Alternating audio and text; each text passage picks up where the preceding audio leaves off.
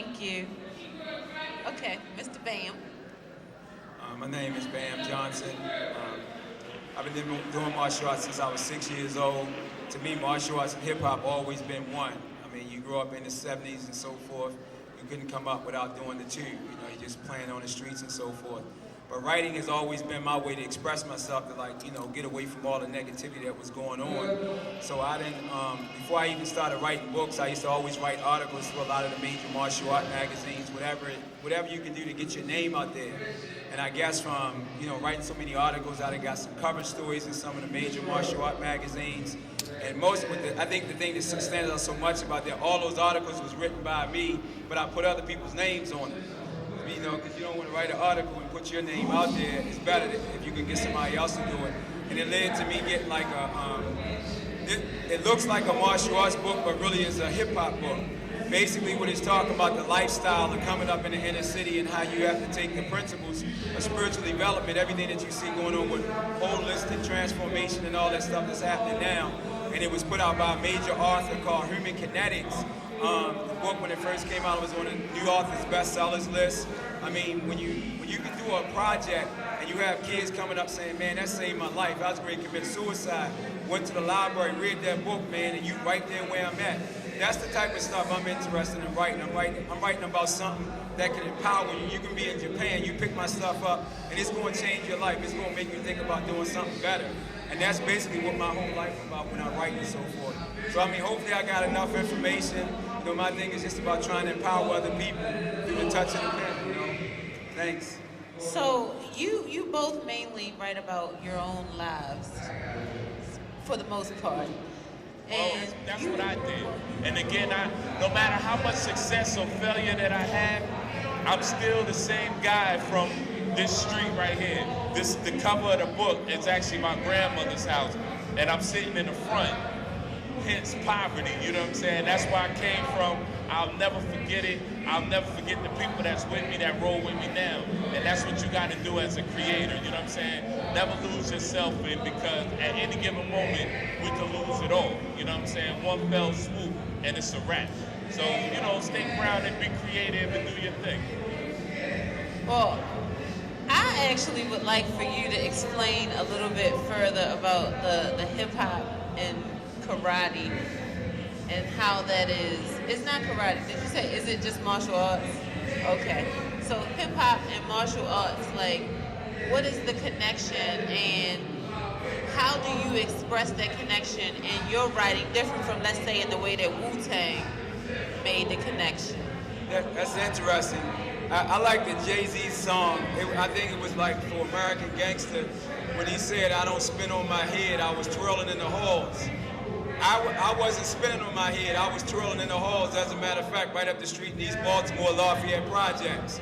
You know, doing it, you know, I was out there in the grind.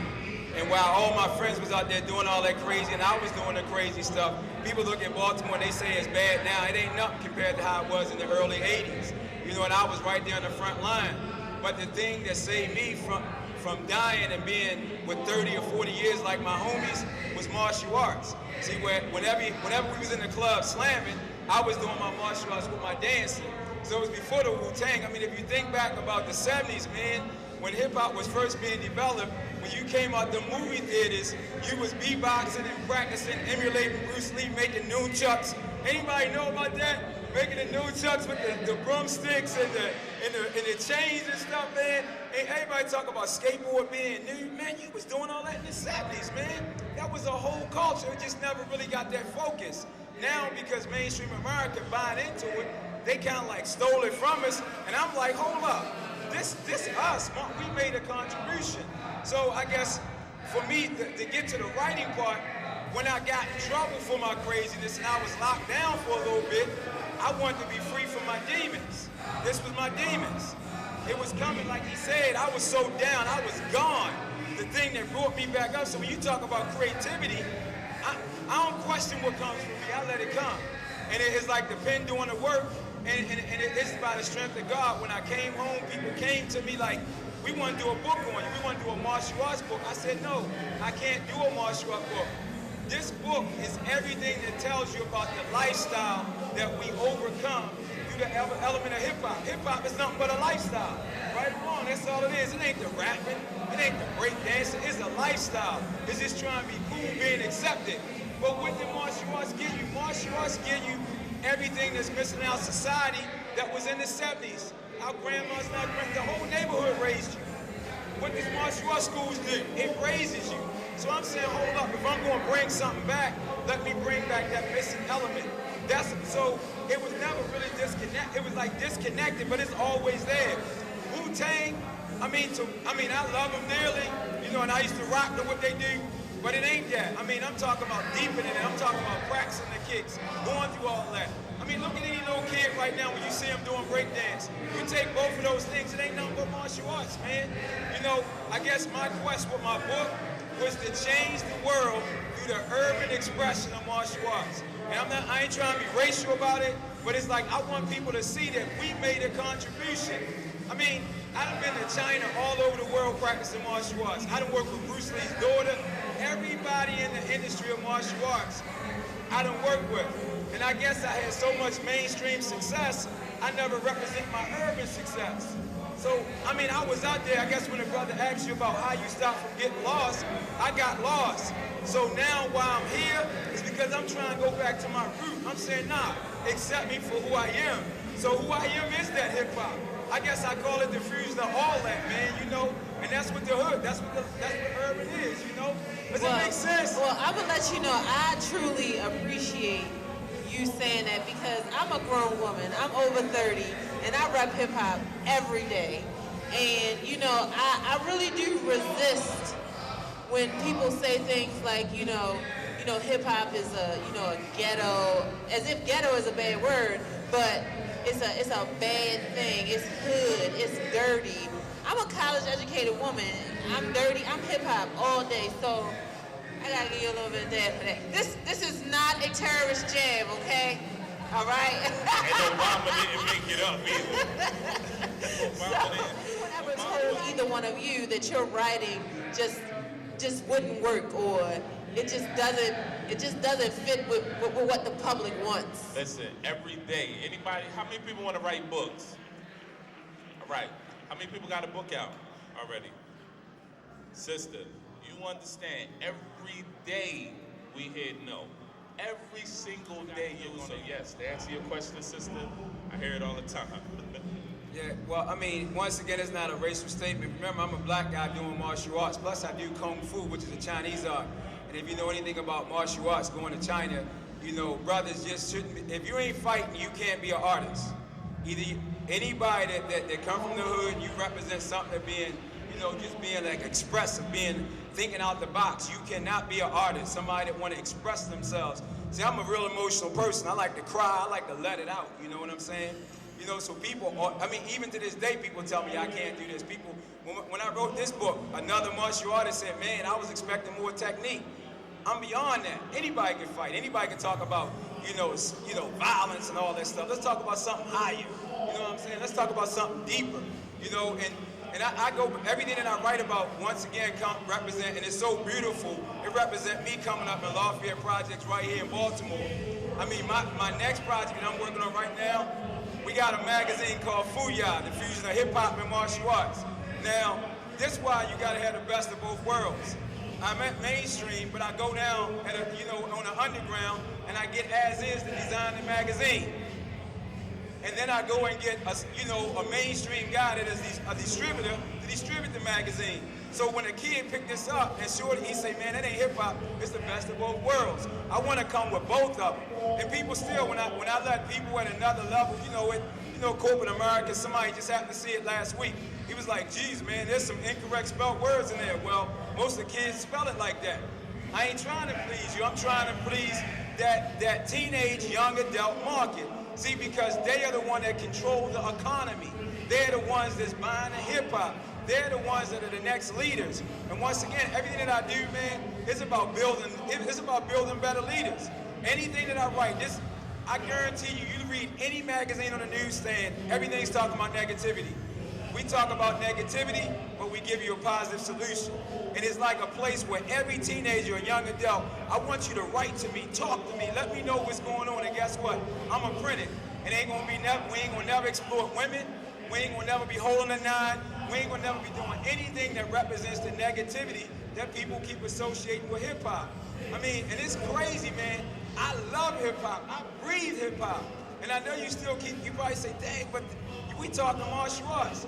But I ask you this question: wasn't Bruce Lee thinking out the box? Anybody know Bruce Lee? Wasn't Bruce Lee thinking out the box? You want to read some deep stuff? Read Bruce Lee. And I remember when I went to China, somebody told me, they said, "Man, you love Bruce Lee, but why you trying to emulate Bruce Lee when Bruce Lee emulates you?" If you don't believe me, go back and look at what inspired you so much about Bruce when he started emulating Muhammad Ali. So you trying to do your own self. You know, so it's about bringing something out the box, man. I'm all over the place. I love controversy. You know, I want to find a problem, and I want to find a solution for it, and I want to bring it on a positive level. You know, and once again, in the martial arts industry, what I'm trying to do, you cannot imagine how many people I can sit there, and I hate to use the name, sitting there talking to Chuck Norris about taking some element and bringing it so we can bring it back to the kids, and you know. In the inner city, that's what they call it. I hate when they use that term, the inner city kids. Hate when they use that term. But we want to bring something back, but no, we don't want to do that. It's a bad stereotype. You know, so everything that I do is like not trying to conform to what society want me to do. Because remember, he said, you know, urban books are the #1 selling. They like major sellers, but self-help books are major sellers. Brian Tracy, Tony Robbins, all those guys. But what are they selling you? They selling you their struggle and how they were able to overcome it and flip it and go contrary to everything else that's out there in society, and we buy it. That's what type of stuff I'm on, you know? When I finish writing, I want to be doing seminars with people bringing me in for $100,000 to talk about my book. I want to do it like they doing it. They got a whole curriculum, and that's what I'm trying to do.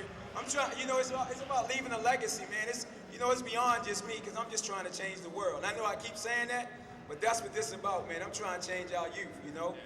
Publishing is definitely different from self-publishing. And when I write, it's like when I'm writing one project and I get stuck, I go and I start writing something else over here. It's like, because my creative juices are going, so I'm stuck at a moment. So when I was writing this book, I had wrote another book that was real easy, and right now that book is being published. It's like a simple martial art book, but once again, when I never had a manager. I never had like a promotional agent. I promoted myself through my whole career. I've been in movies, TV, everything, and I've been my own manager and my own promotional person. And basically what I always do, I'm just trying to write different angles for different companies, because I believe the hustle is if I can get this mainstream company to put my book out there, then I gotta ride off the publicity that they give me on another project. Then if I can get another, company that I got like right now, which is a simple self-defense magazine book called Street Combat, which is basically taking what we did when we was out there twirling and beating people up and put it in a documented form and show people how we was thinking. So if I can get a #1 company to put that out, then I ride off the free publicity that I'm getting from them. So basically, like he was saying, you got to keep your name out there, you know. And in order to keep that name out there, it's like, for me, it's just writing one project and then going off to do another thing. And I got to do a second one, because I think if you do one thing and you just sit there and wait for that to manifest, it don't manifest, it'll destroy your goals. So it's like, I got to set a lot of goals and keep all of them going. And when one of them hits, I ain't even worried about that, because I'm off to the second one, you know. So when you first asked that question, I just thought about Nike. Just do it. Don't question yourself. That's what he said when we first started. Just go out there and do it, man. I think the worst enemy is yourself, your own self-doubt. You just got to go out and fight through it, man. And you'll work miracles, because the real truth is from within. You just got to let it out, you know.